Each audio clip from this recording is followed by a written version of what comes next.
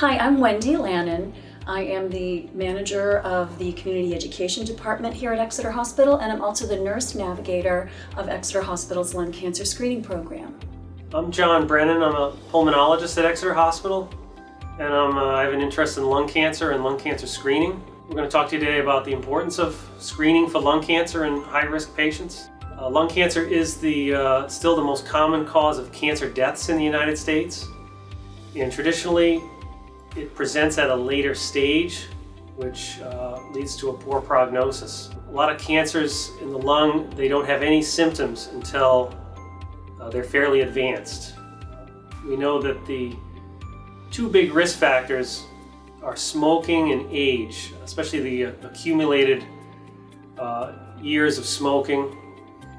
And there's been a number of trials studying screening with a once a year low radiation dose CAT scan of the chest to screen for lung cancers when they're at an early stage. They present as a spot in the lung, a pulmonary nodule, where they can potentially be cured with surgery. Sometimes they can be cured even with radiation therapy. There's some new guidelines from the U.S. Preventative Service Task Force that's likely going to lower that age from 55 to start screening at age 50, and lowering the PAC year from 30 to 20. If you're a Medicare beneficiary, if Medicare is your insurance carrier, the upper age limit right now is 77.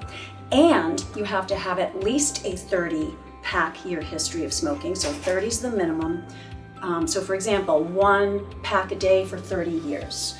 2 packs a day for 15 years at the very minimum. That's how we calculate PAC year history.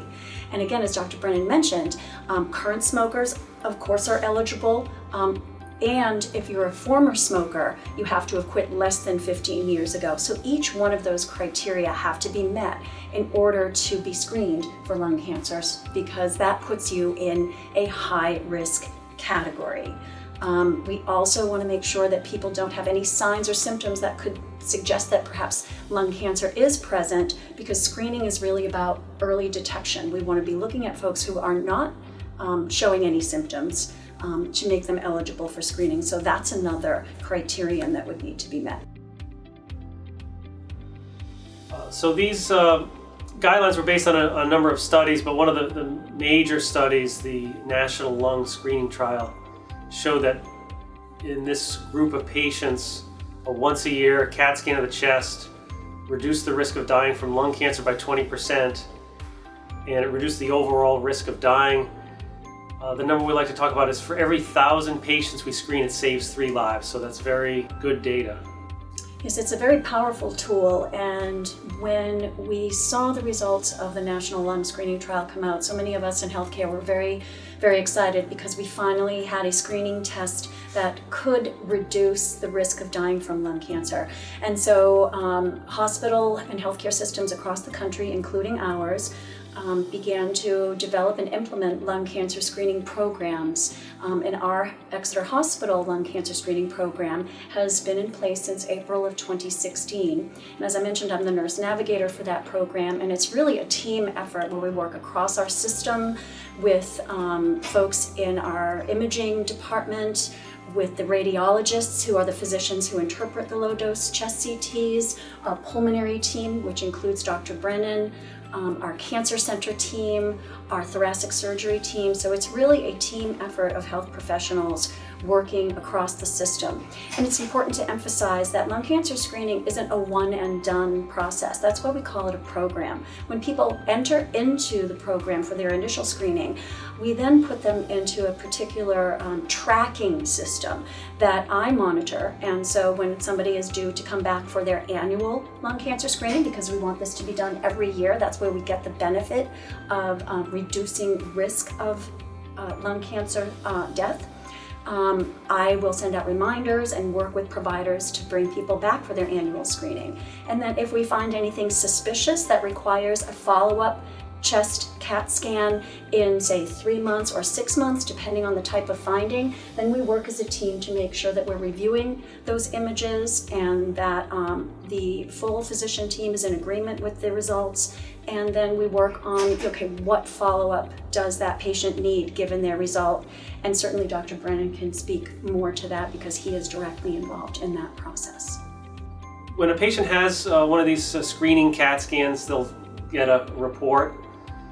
If we do find a spot in the lung, also called a pulmonary nodule, many times these nodules are benign, meaning they're not cancerous, in which case we will follow them at periodic intervals just to make sure they're not growing.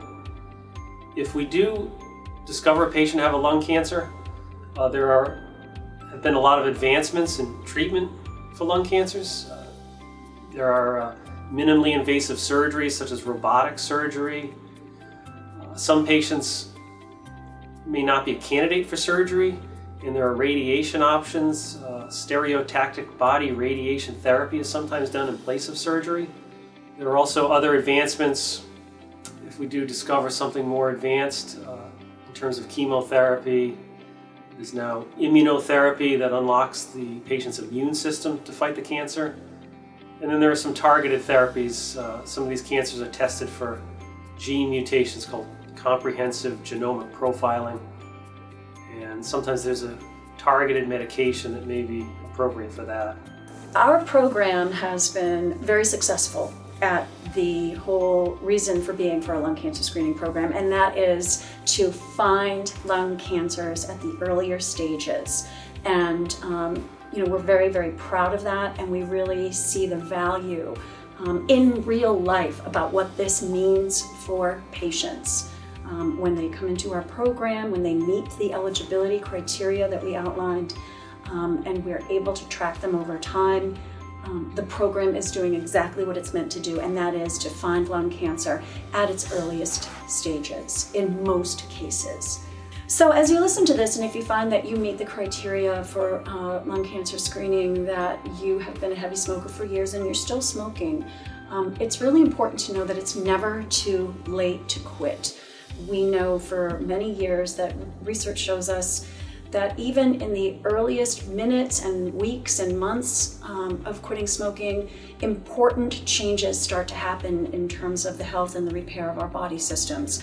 And so if you're thinking about quitting smoking, there are lots of resources in the community, both here at Exeter Hospital and around the state, that can help you. For example, there is the New Hampshire Quit Line, Quit Now New Hampshire, which you can dial 1-800-QUIT-NOW to reach that service, or you can go to their website at quitnownh.org and learn about the program and enroll there for free. It's free, confidential telephone counseling. We have a program here at the hospital called Better Choices, Better Health that can help folks quit smoking as well as manage other chronic conditions. And there are a wealth of other opportunities that you can discover that are out in the community that can help you. You don't have to go it alone, and you can do it. So we want to emphasize that as important as lung cancer screening is, it's not a substitute for quitting smoking. So if you're thinking about it or you're trying to take action, you can call our Exeter Hospital Help Center at 603-580-6668 to get more information, and we'd be happy to help you. So if you meet the high-risk eligibility criteria for lung cancer screening, give your primary care provider a call and just let them know that you're interested in talking about lung cancer screening, that you believe that you meet the criteria, and you'd like to sit down and have a conversation with them about that. Then they can order a low-dose chest CT, a low-dose chest CAT scan for lung cancer screening for you, and we can set you up in our schedule and get you into the program.